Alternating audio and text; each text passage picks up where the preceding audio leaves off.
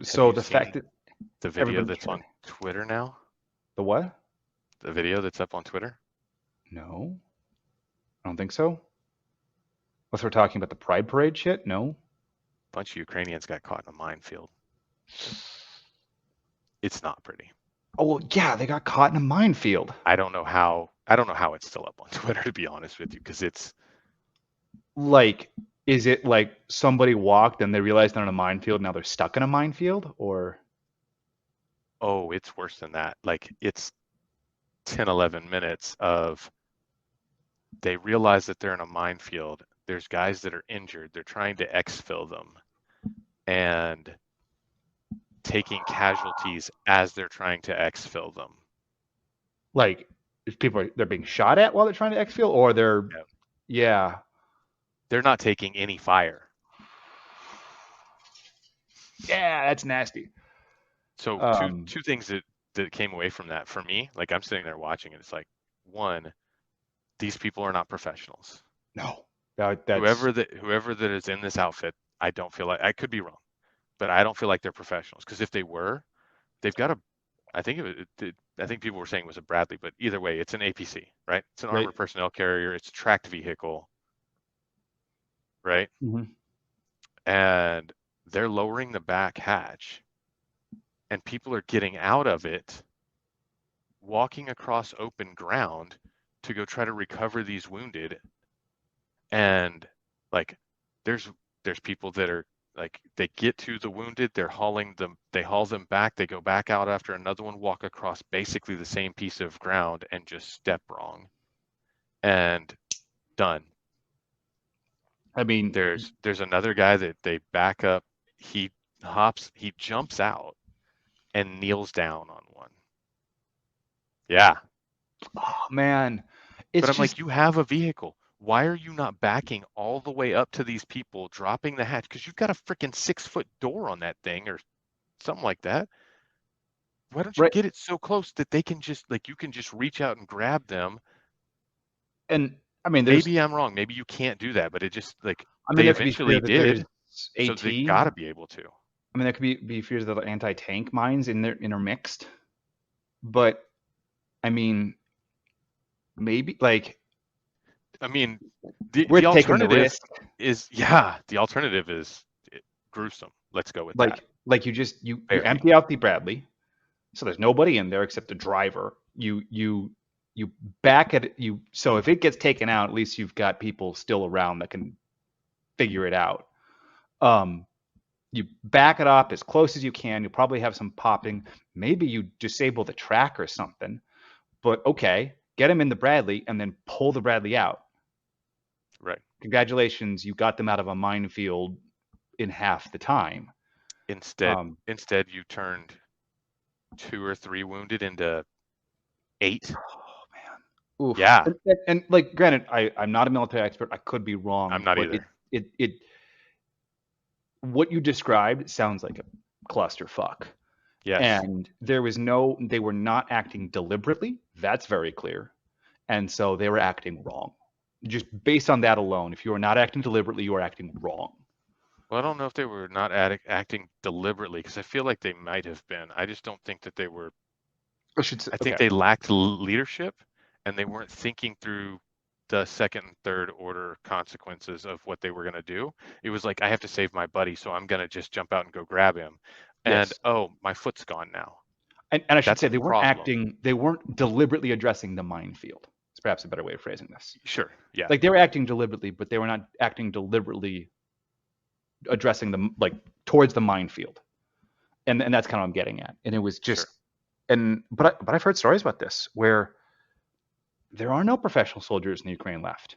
And the ones that were have left to the degree that they could because they were being sent on the like the officer corps is dog shit. Like they're just I being mean, sent on suicide missions for the sake of propaganda. yeah. So there, there was another video that I came across today, yesterday, can't remember. Um, and this one I can't like in the one that I'm talking about. I feel very confident because all of these guys were rolling with blue tape on their arms, Mm-hmm. right? Feel very confident those are Ukrainian. Um, in this video that I saw, I don't have any idea. I don't speak Ukrainian or Russian, Right. so I couldn't even begin to translate it. But it says that it's supposedly another video of an officer taking out part of his corps because they were refusing orders. And yeah, they're in like a bunker, and like like you can hear them kind of like discussing and kind of arguing back and forth. And there's him, and there's, I don't know, it sounds like there's two or three different voices that he's discussing with. He walks out to the front of the deal. One of the guys that's standing outside hands him a grenade. He hands the camera over to them, pulls the pin and chunks it back in. And you see the dust cloud. Like, it's not like, oh, he threw a grenade and then the video ends. It's like, poof. Yeah, that's not good. It doesn't do good things for morale, No, and it's one of those things where you're like, okay, I'm not going to, instead of saying I won't do that, sir, I'm just going to shoot him. which supposedly has happened because there Like have you, been guys there's been videos that they got ordered to go on essentially a death run mission, and they were like, that's not going to happen. He was like, oh yeah, it is. And then he turned his back and somebody done. yeah. I mean, because that's the thing is I mean that is arguably worse if you have an officer that frags his own men and that guy is not like drawn and quartered, then you will have lots of people revolting against your officers. You would think. I mean, it's inevitable. Like I would. I this mean, gets out, if this stuff continues which to it happen and does. it gets out, it's lights out. Like, you'll have desertions. Like, let's be honest. Like, if I was in the Ukraine army and I heard about this, you think I wouldn't just like sneak away in the dead of night and go join the Russian side? Well, and I what can't go happens when? home. Like, I can't go to Ukraine because if I get caught, I'm Well, gonna get shot for desertion. you can't go to uh, Western Ukraine, Right. and like that's the thing is it's you want to a few miles that way, it's fine. Right. Um, and it's and like you like combine that with you see these people with these videos of the Ukrainian recruiters that just the van of That's not guys. recruiting. That Yeah, is I that is not even mm, close. I mm. don't care what they like to call that. That is not. And I'm sorry, I take offense to it because that's against my family's people. So Yeah, but it's like they're they're there'll be like a just van pulling up and throwing then just dudes into vans. yeah, oh yeah, yeah. It's like two vans will pull up and they'll swarm a group of guys and throw them all in the van. And like there'll be military personnel doing this. So and it's like you say that you hear them, that's what they're doing is recruiting. They're conscripting these guys. These guys are draft dodgers basically. Whether that's true or not, who knows? But 16 to 60. yeah, I don't. I it may not be that much longer until you have entire sections of a line defect. Like, can you imagine if you have a line and let's say there's a junior officer who's in charge of who's just like, guys, I don't have a choice. They'll shoot me if I don't do this. I don't want to do this. And they find out, oh, he doesn't really, his wife is in Poland or something, right? So like, she's safer. And he's like, I'm gonna like, I want out, and all the guys below him are like, I want out too. None of us wanted to be here. This is ridiculous. And you have a whole section of the line this way, and they just go, okay, there's three people that are unwilling to go along. So we're going to deal with those three people. And then when one person is going to go, we're going to try to make contact with the Russian line to surrender. And they work out a deal like you will be rewarded in some way if you coordinate so that you surrender all at once and we just punch through the line here. Because it could be could be a mild trench line that you could get to defect. I mean, I, yeah, It I maybe don't. not that much, but enough you might be able to punch through. It's the right spot. I mean, I don't think it matters. Be honest If with you, it's one spot versus a not even that. No, yeah. I don't think it matters if you give. I don't think it matters that you give Russia a spot to punch through. I think Russia is capable of punching through anywhere at any time that they so choose. They've chosen not to. They've been, I mean, like if you look at it, really look at it, they have been highly restrained. If you Yeah. compare it to how we went into, let's say, Iraq and Baghdad, I think we spent a month or 3 months of just constant bombing of Baghdad before we ever sent people in. Well, and yeah, and I don't know. It's hard for me to get a good sense of whether or not, to what extent this is a display of Russia's capabilities versus Russians' war doctrine versus what their tactics are here. Um, I'm inclined to agree. They seemed very restrained, and I think this goes back to what I was saying, where they're trying to destroy the Ukrainian capacity for war, and trying to do so. They're trying to erode the Ukrainians' ability to wage war. And they know they're not just fighting Ukraine, they're fighting NATO in that regard, like the NATO supplies. So it doesn't By, matter if they hold by more supplies, you land. mean troops? From NATO, not so much yet. Not so much, but that that's not a none at all. This is in one of those areas where there are people that aren't there, Right. you know. So Confirmed, not there. yeah, they're definitely not there. Definitely confirmed, Do you know not where they there. are? No, I have no idea where they are, but they're definitely not there. Yeah. Okay. Um, yeah. So it's there's definitely those cases, but there's not. I don't think there's a huge number of No, those guys. no, I Um, don't think so.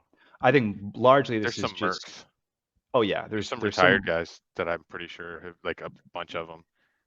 yeah, But there's a lot of like retire and then go there sort of stuff. Absolutely. Um, I oh, I'm most not of even them, talking about that. I'm talking about people who were legitimately retired and then decided that they were going to go help Ukraine. oh yeah, but there's also people that have But been up yeah, for retirement that have gone over there, sure. but um, and have brought stuff with them. Let's say the um, but most of them just am looking at like wars are mostly about supply chains, right? Like logistics. Sure. And I think that is what's happening right now is you've got the whole backing of NATO logistics to try and Well, help that's the them. only thing. Yeah, I mean, that's the only thing keeping Ukraine above board. If NATO wasn't helping them, this would have been over a long time ago.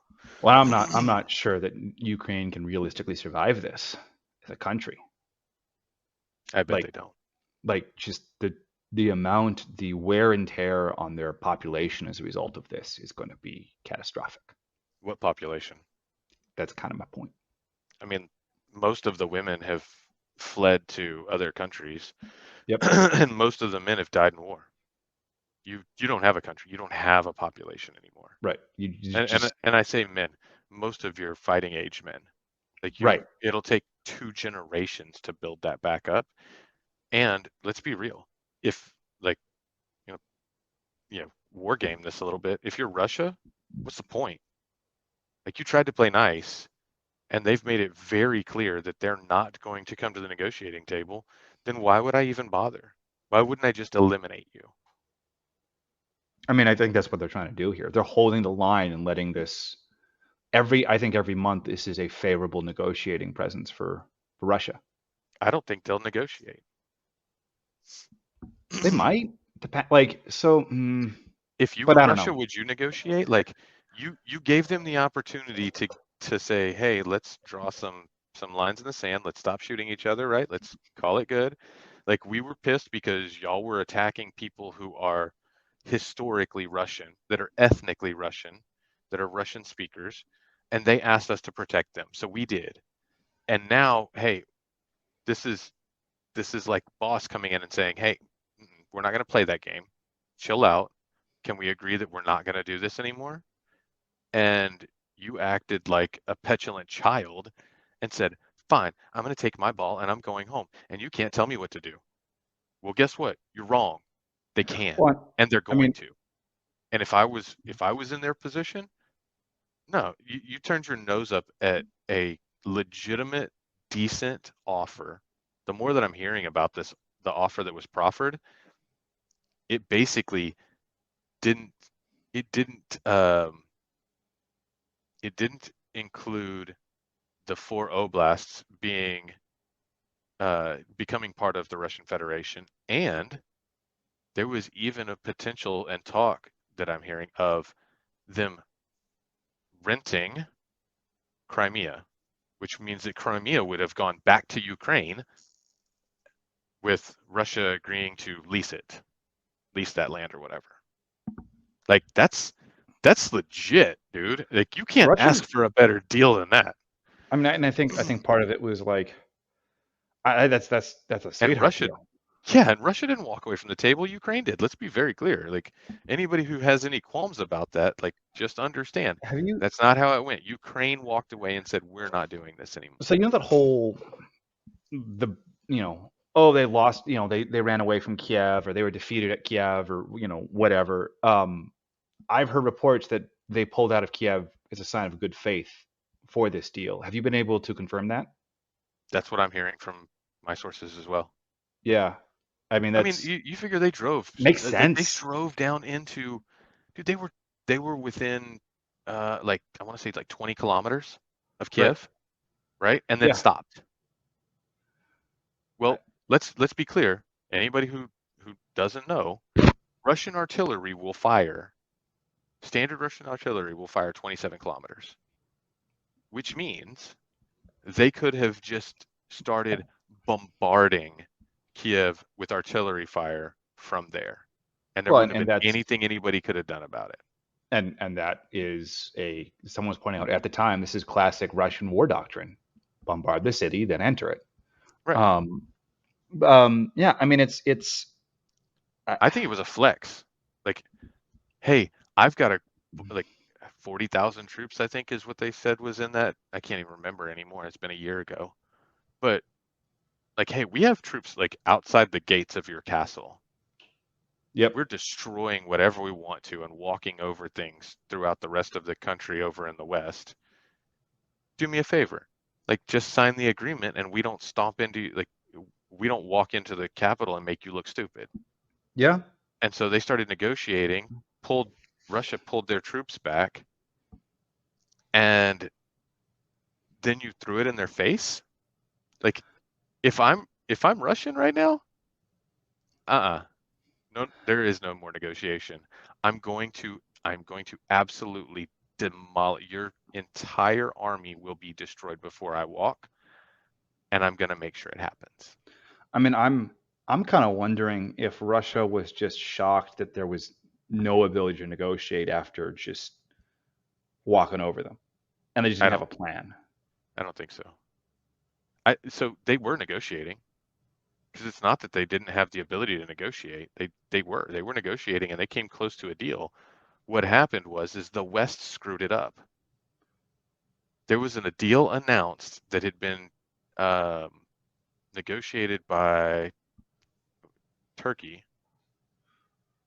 and when the West heard about it, if you go back and look at the timeline, Boris Johnson from the UK flew into Kiev like the next day and basically, from what I understand, told Alinsky, you can't go forward with this deal. We won't allow it. Don't do this. Or perhaps maybe they said, don't do it. We'll give you everything you need. You'll win. We'll make sure that you defeat Russia. Yeah, I mean, he must have. I But mean, I don't know what he told him, but whatever it, it was, it convinced him to back out the deal. And I mean, yeah, it's hard for me to piece bad information I had, well, a mixture, some of it bad, some of it good, that I had about it at the time with the stuff I'm hearing now, and intersect those timelines. But Yeah, but that's kind of what I was getting at. It's like I wonder if Russia's just like they won't let us like the West won't let us negotiate for peace. They insist on this war. So now it's not a war against Ukraine, it's a war against NATO. And because there was a period where they just sort of didn't seem like they had a plan. Russia, I mean. Okay.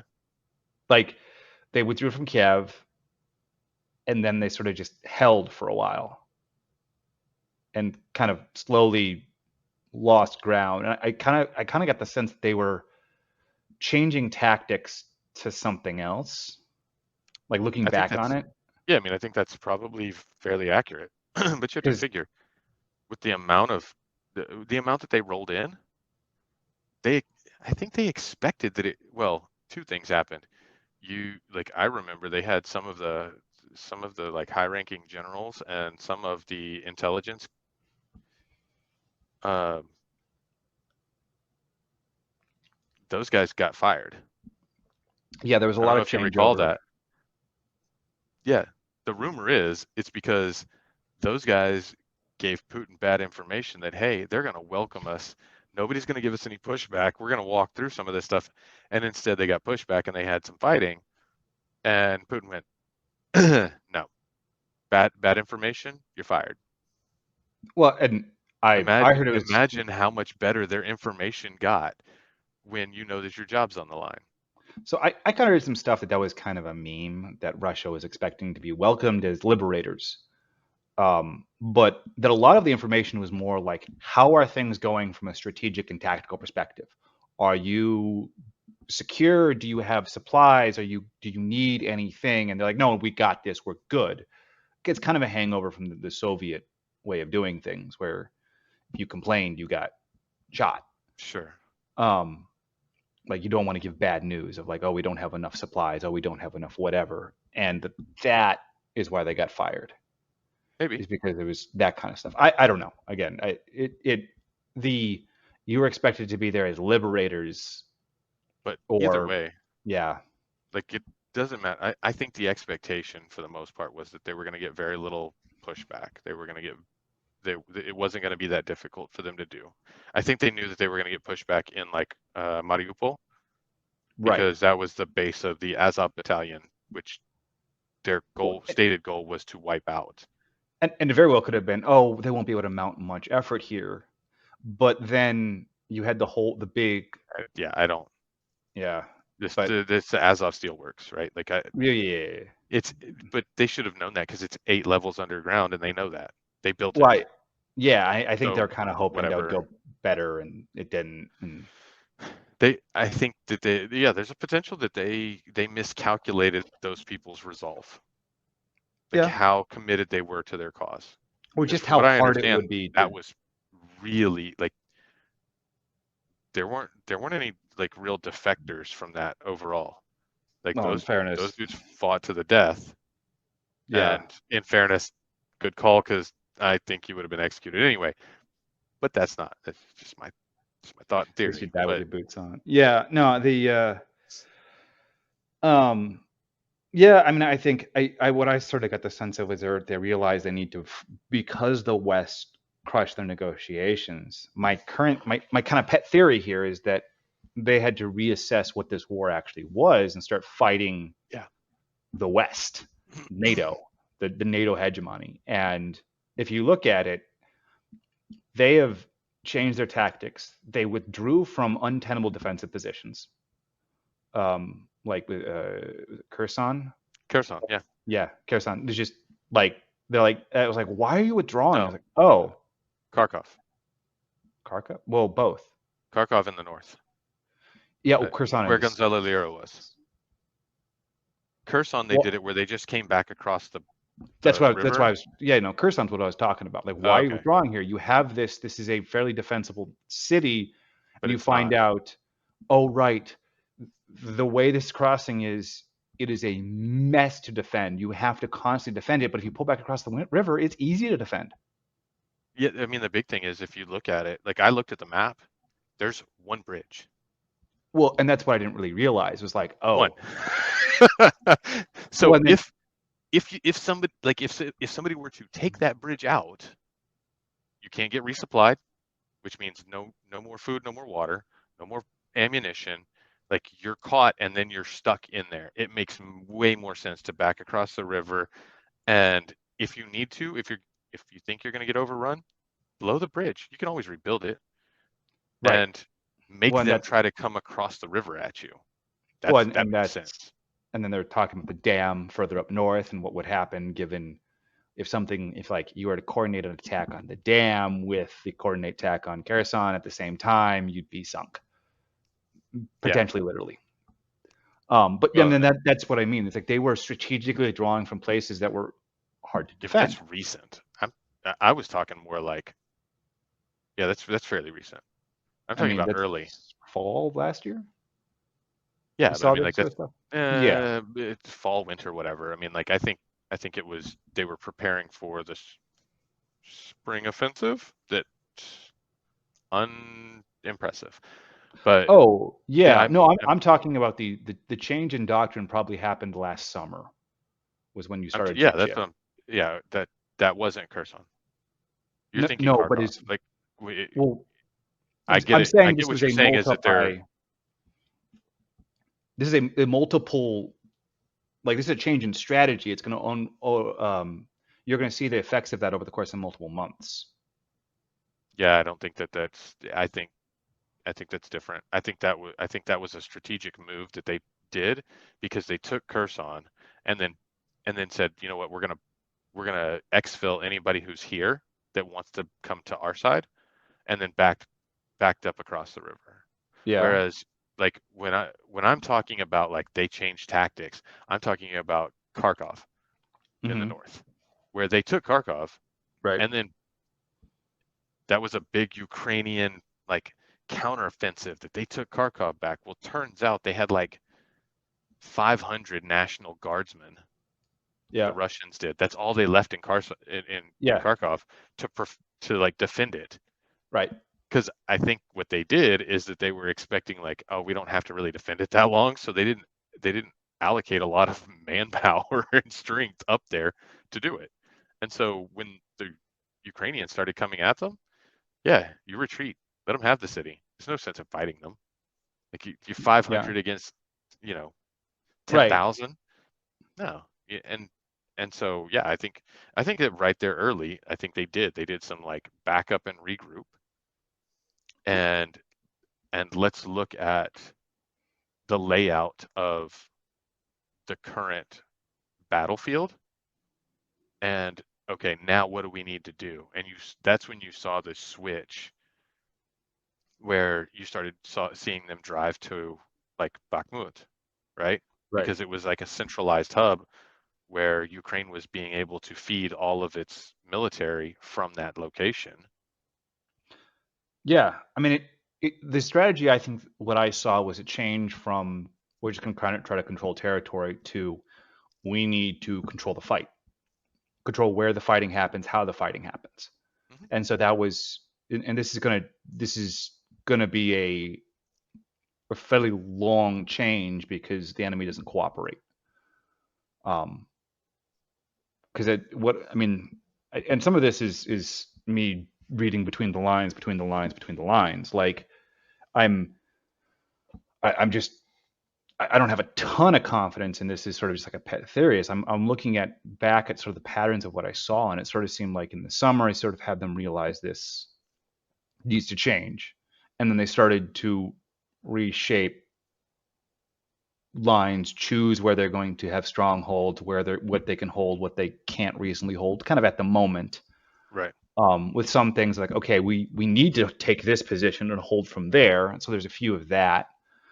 And that kind of went more, that was all part of the process until like late fall, winter of last year was sort of what I saw shaping. Yeah, kind of. And then they kind of brought the fight a little bit in late winter. The other thing that they were doing is they were throughout that entire time taking out air defense, Oh yes, I mean that has been testing air defenses and taking out air defenses because yeah. now is game on. Well, and you like we were talking about this at one point. We're like, oh. Oh, that's why we haven't seen a lot of air activity. They've just been peppering their air defenses, not to take out targets, but to take out their air defenses. Hmm.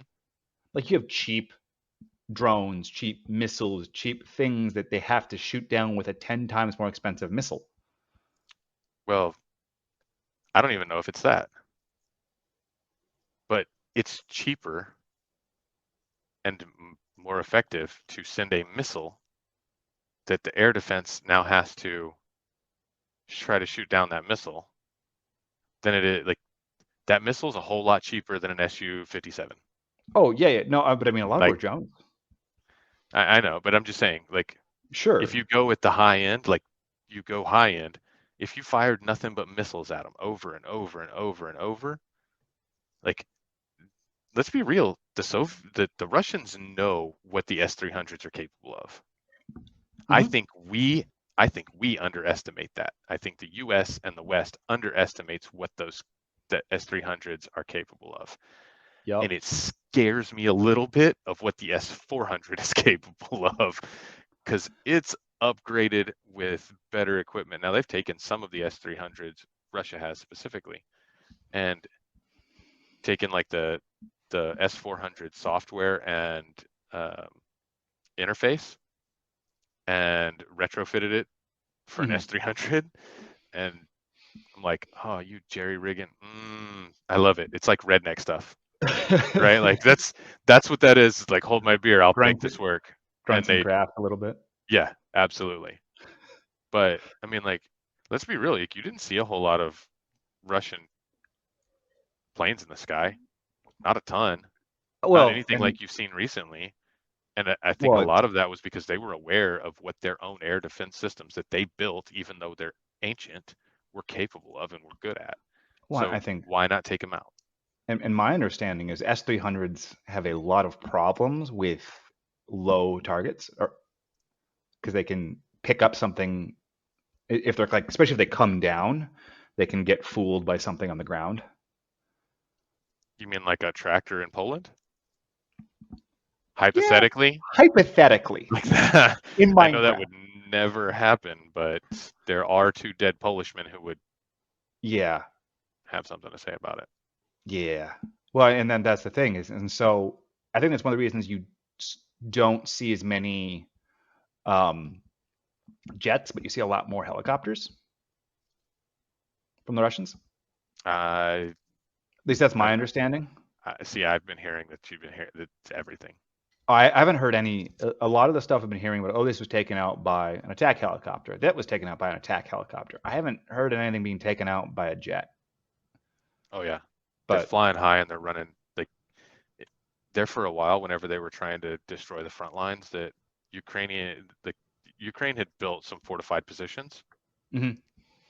and once they felt comfortable running planes in the air, that's what they were using because they were running the what was it, 500 and 1,000, 1,500 kilo bunker busting bombs. That's how they were emptying a bunch of them because Okay. they're way better at destruction of fortified positions than utilizing missiles. Yeah. So yeah, that's what they were doing. Yeah. I mean, And I can now believe it. I'm sure in the wintertime they probably backed off that some, but I like it wouldn't. I mean, let's be honest. My guess is it's easier and faster to deploy helicopters than it is to mess with aircraft. Yeah. I mean, you have So the helicopters can land anywhere. closer and be out of range based upon just like the angle of attack. Okay. Well, you hide behind a big building basically where the missile would have to come at an angle that would be hard for them to target. Um, you know, like that can provide some protection, right? Hmm. And you don't know where they are necessarily. If they're on the ground, parked and off, they're harder to find. You move them, Yeah, not only can they land anywhere, they can take off from just about anywhere too, because right? you don't have to have an airfield with an You just need a field. yeah. Yeah, I mean, it's. I mean, if you look at like the U.S. air doctrine, like we used a lot of stuff, Blackhawks and Apaches, lots and lots. Probably way more. Like once the initial bombing campaign was done, probably way more than what we did air assets, I mean, F-16s, it's. F-15s. I mean, they use like some of the stuff like the A-10 Warthog for close air support, but an Well, there's AC-130 gunship every once in a while.